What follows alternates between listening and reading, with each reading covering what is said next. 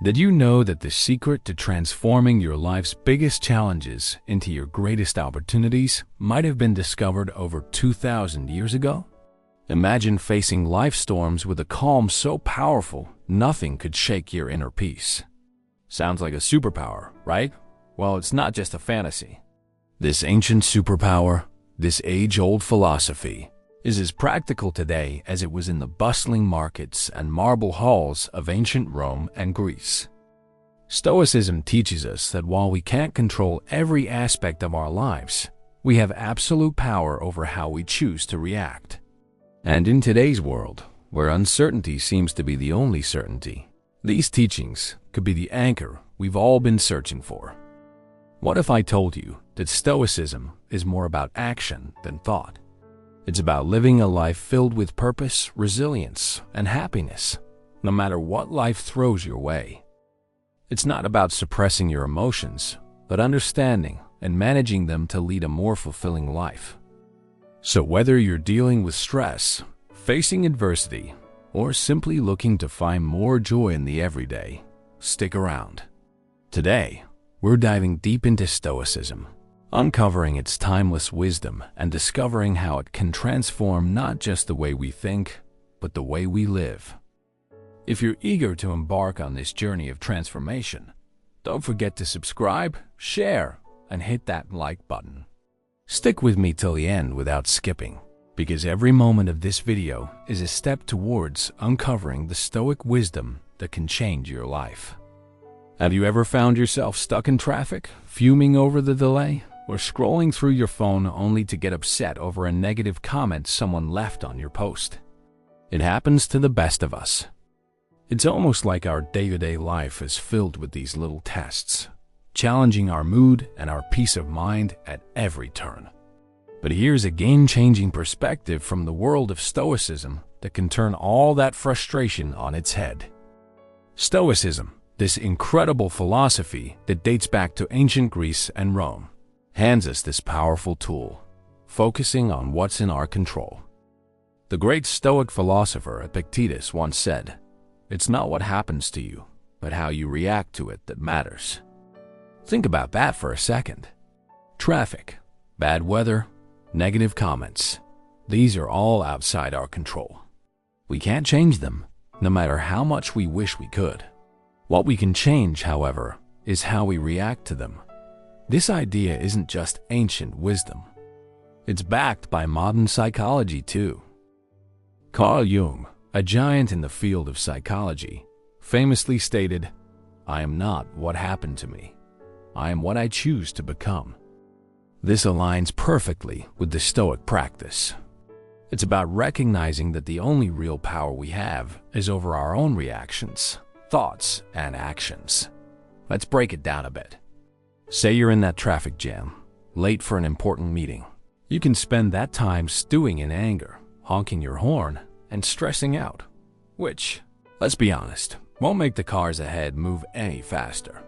Or you can take a deep breath, accept the situation, and maybe use the time to listen to a podcast, an audiobook, or simply enjoy some music. The traffic hasn't changed, but your response to it has. And with that shift, your stress levels drop and your day looks a bit brighter. This Stoic principle of focusing on what you can control extends far beyond just dealing with traffic or weather. It applies to our personal goals, our reactions to others, and our approach to obstacles in life. As Marcus Aurelius, another Stoic heavyweight, reminds us, you have power over your mind, not outside events. Realize this, and you will find strength. So next time you find yourself getting worked up over something outside your control, remember these wise words from our Stoic friends. Ask yourself, is this within my control? If it's not, let it go. Focus on your reaction, your mindset, and your actions. This simple shift can have a profound impact on your stress levels and overall happiness. It's not always easy, but it's worth practicing every day. Remember, it's about progress, not perfection. And as we learn to focus more on what's in our control, we'll find ourselves not just surviving life's challenges, but thriving in spite of them. Stoicism teaches us the art of embracing obstacles as opportunities. It sounds counterintuitive, right? Most of us are programmed to view obstacles as just that, barriers to our success and happiness. But Stoics like Marcus Aurelius, Seneca, and Epictetus flip this narrative on its head. They tell us when life throws you a curveball, instead of asking, "Why me?" ask, "What can I learn?" This is a game changer. Marcus Aurelius, the Roman emperor and Stoic philosopher, penned in his personal writings, "The impediment to action advances action. What stands in the way becomes the way." What he means here is that every obstacle, no matter how daunting, not only tests our resilience, but also teaches us valuable lessons. It's about finding the silver lining in tough situations and using it to fuel our growth. This perspective isn't just ancient philosophy. It's backed by modern thinkers too. The famous psychologist Carl Jung said, "What you resist persists." By fighting against obstacles, we give them more power over us. But by accepting and learning from them, we can overcome them. This Stoic mindset is about transforming challenges into stepping stones towards becoming stronger and wiser. Let's make it practical. Say you're facing rejection from job applications. It's easy to fall into a spiral of self-pity and doubt. But what if you viewed each rejection as feedback? Maybe there's a skill you need to improve or a new strategy for your job search. That shift in perspective can turn a series of rejections into a path for professional development. Another example is personal conflicts. They're uncomfortable and stressful, but they also offer a chance to practice patience, empathy, and communication skills. Every disagreement is an opportunity to understand different viewpoints and to refine our conflict resolution abilities. The essence of embracing obstacles as opportunities lies in asking ourselves, what can this situation teach me? Instead of being passive victims of circumstance, we become active learners and problem solvers. This doesn't mean that facing obstacles becomes easy, but it does mean that we approach them with a mindset geared towards growth and learning. Epictetus once said, "It's not what happens to you, but how you react to it that matters." This is the heart of Stoicism. It's about seeing beyond the immediate pain or frustration of an obstacle and finding the lessons and opportunities it presents. So when you're faced with a challenge, big or small, try to pause and reframe it. Ask yourself what you can learn from the situation and how it can make you stronger and wiser. Remember, obstacles aren't just hurdles to overcome. They're opportunities to grow. It's something we hear about all the time, right? Live in the now. But what does that really mean, and why is it so important? Living in the present moment is about fully embracing and experiencing where you are at this very second, not letting your mind wander off to the worries of tomorrow or the regrets of yesterday. It's about realizing that life, with all its beauty, challenges, and surprises, happens in the now. This concept isn't new. It's been a cornerstone of Stoic philosophy, echoed by great minds like Marcus Aurelius, Seneca, and Epictetus, and reiterated by modern psychologists and thinkers. Let's start with the Stoics. Marcus Aurelius once said, "Do not dwell in the past. Do not dream of the future. Concentrate the mind on the present moment." He understood that the power of living in the present lies in its ability to ground us, clear our minds of distractions, and allow us to appreciate the richness of life as it unfolds. But why is it so hard to stay present? Our minds are often cluttered with thoughts, worries about what's next, or replaying things that have already happened. This constant mental noise pulls us away from the beauty and potential of the here and now. As the famous psychologist Carl Jung put it, the least of things with a meaning is worth more in life than the greatest of things. Without it, living in the present moment gives meaning to the small, everyday experiences, enriching our lives beyond measure. Aristotle talked about the importance of being mindful of the present to achieve eudaimonia, a state of being happy, healthy, and prosperous. He believed that by focusing on the here and now, we could live a virtuous life, making the most of our human experience. So how can we practice living in the present? It starts with mindfulness, the art of paying attention to the present moment without judgment. When you eat, savor each bite. When you walk, notice the feeling of the ground under your feet. Listen actively when someone is speaking to you instead of planning what you're going to say next. These simple acts of mindfulness bring us back to the present, making our lives richer and more meaningful. Seneca offered this wisdom. True happiness is to enjoy the present without anxious dependence upon the future.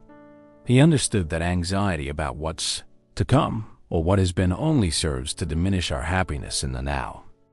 Living in the present isn't about ignoring the future or forgetting the past. Living in the present isn't about ignoring the future or forgetting the past. It's about finding a balance where we learn from our past and plan for our future without letting those activities consume our present. It's in this balance that we find peace and contentment. Remember, every moment is an opportunity to reset and refocus on the now. It's in the present that we live, love, and make memories. I know the word self-discipline might bring to mind images of rigid schedules and a life devoid of fun, but let's reshape that picture together. Self-discipline is not about restricting your life. It's about empowering yourself to make choices that align with your deepest values and long-term aspirations. It's choosing what's right for you, not what's easy in the moment. At its core, building self-discipline is about mastery over ourselves. It's about saying yes to things that serve us and no to things that don't, even when it's tough. Think about it. Whether it's sticking to a workout routine, saving money instead of impulse buying, or turning off Netflix to focus on a project, these choices might not deliver instant gratification, but they pave the way for long-term satisfaction and success. Stoic philosophy has a lot to say about self-discipline. Marcus Aurelius, the Roman emperor and Stoic philosopher, once wrote, "You have power over your mind, not outside events. Realize this, and you will find strength." This powerful statement highlights the essence of self-discipline. It's about controlling our impulses, emotions, and actions despite the external temptations and distractions that life throws our way. Seneca offers wisdom on the subject too. He advises us to be steadfast and control our desires rather than being controlled by them. He understood that true freedom comes from within, from our ability to govern ourselves and our appetites. But why is self-discipline so critical? Aristotle, the ancient Greek philosopher, sheds light on this. He believed that we achieve excellence and virtue through habit. By practicing self-discipline, we cultivate habits that lead us toward our best selves. It's not about occasional acts of willpower, but about consistently making choices that reflect our values and goals.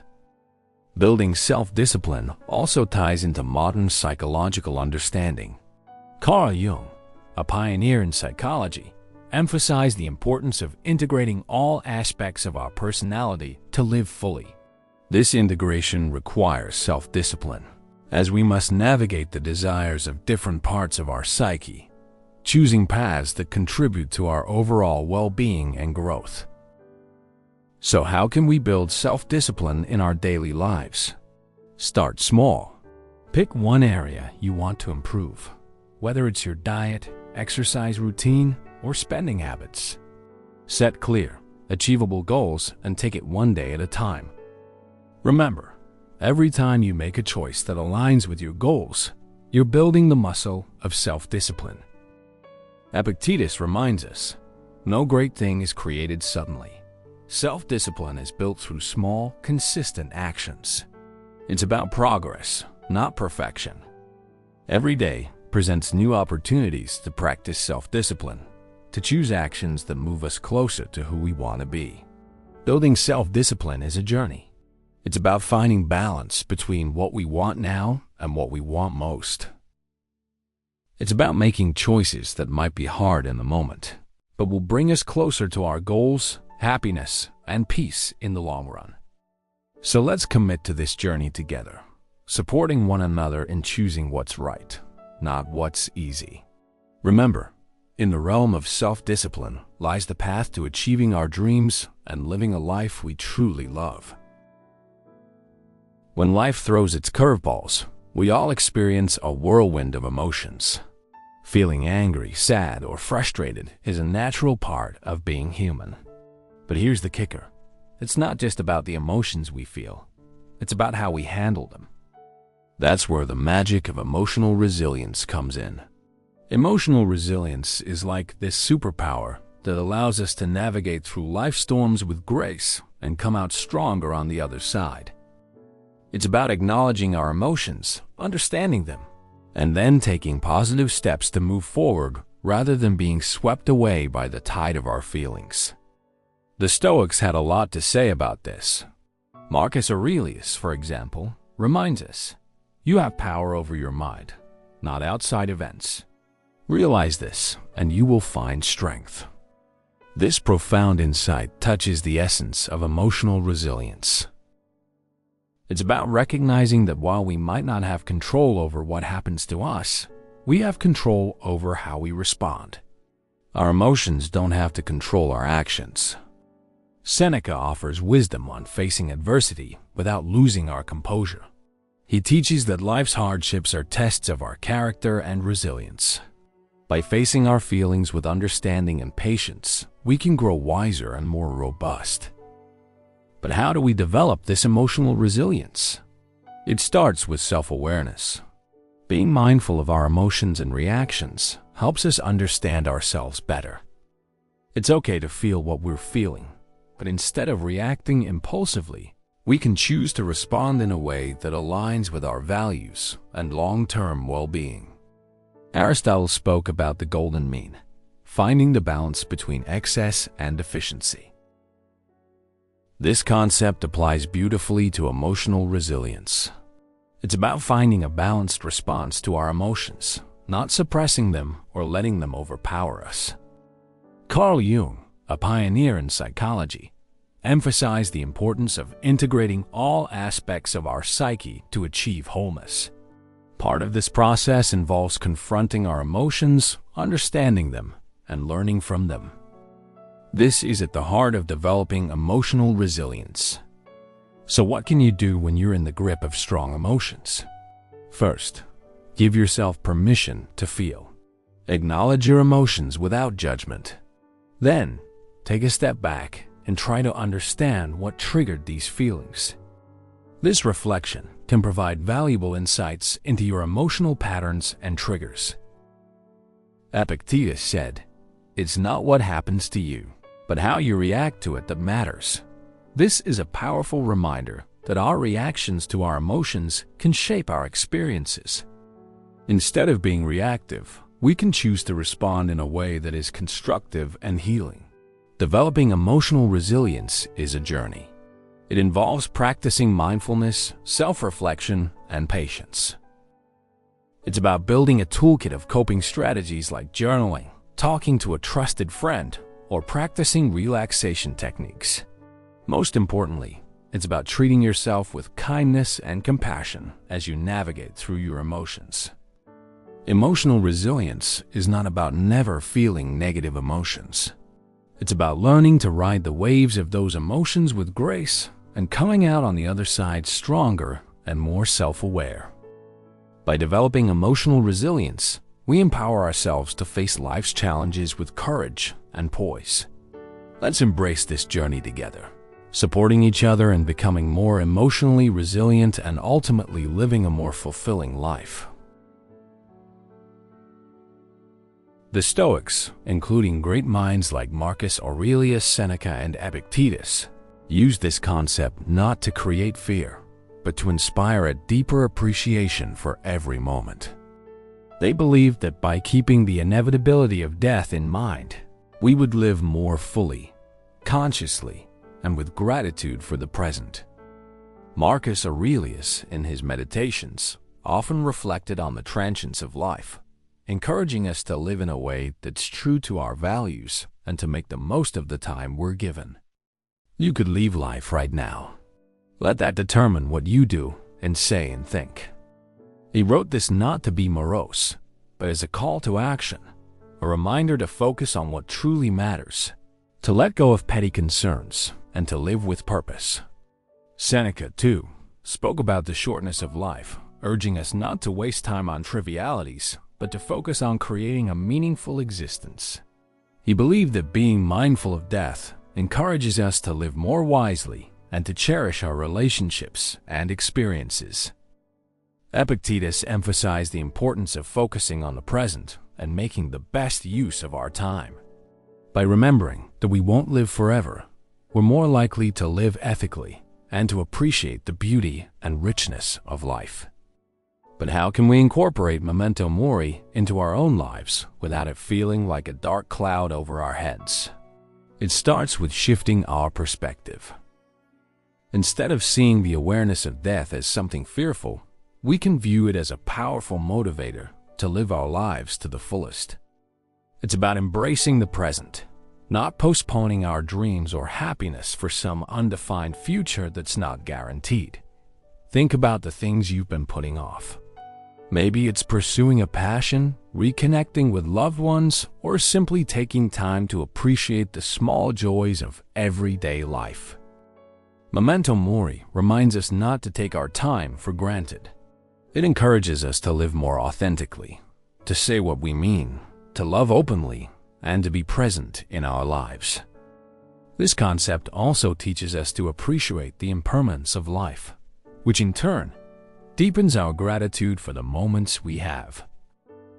When we remember that our time is limited, we're more likely to cherish our experiences, to live more mindfully, and to express our gratitude for the people and moments that enrich our lives. So let's use memento mori not as a source of fear, but as a catalyst for growth, gratitude, and a deeper appreciation of life. Let it remind us to make choices that align with our deepest values, to cherish our relationships, and to savor the beauty of the present moment. Remembering that we will die one day encourages us to live more fully today. In embracing memento mori, we find a powerful reminder to live not in fear of death, but in celebration of life. Let's make every moment count, not because we're afraid of its end, but because we're in love with life itself. Let's live in a way that when our time does come, we can look back with no regrets, knowing we lived fully, loved deeply, and appreciated the incredible journey that life is. We have now walked together through the first 6 core principles of Stoicism.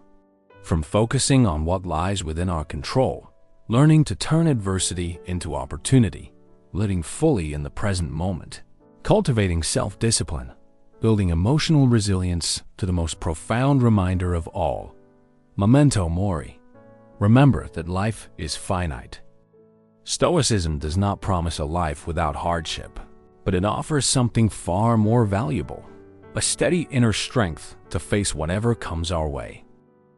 No avoidance, no resentment, just a quiet commitment to live rightly, live deeply, and live with meaning each day.